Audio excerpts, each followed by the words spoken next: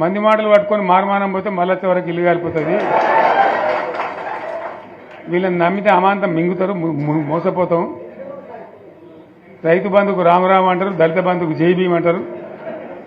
వీళ్ళు ముంచుతారా నాయన అని చెప్పిన నేను. ఆయన వాడు తులం బంగారం ఇస్తా,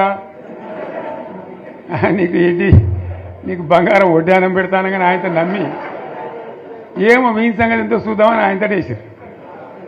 వేసింది ఇరుకపోయారు, బాయిలో పడ్డారు, అయిపోయి ఉన్నాయన్నీ వీక్ అయిపోయి మళ్ళీ మొదటికి వచ్చానా కైలాసం ఆడలో పెద్ద పంపించినట్టు అయింది మళ్ళీ. అంతే కదా, ఎవడో ఏదో చెప్తే నమ్మి ఓట్లేస్తే ఏమైంది అనేది ఒక మంచి గుణపాఠం ఇది తెలంగాణ గ్యారంటీగా. ఆయన పోయిన ఇప్పుడు గంగలు గడిచిపోయింది. ఇప్పుడు వాడు ఇత్తడో ఈడో భగవంతుని కనుక మళ్ళీ కరెంటు కోతలు మోపోయినాయి.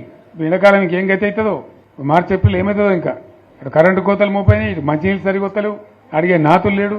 ఎవడన్నా గట్టిగా నిలదీసి అడితే వాడిని పోలీస్ స్టేషన్లో పట్టేయడం.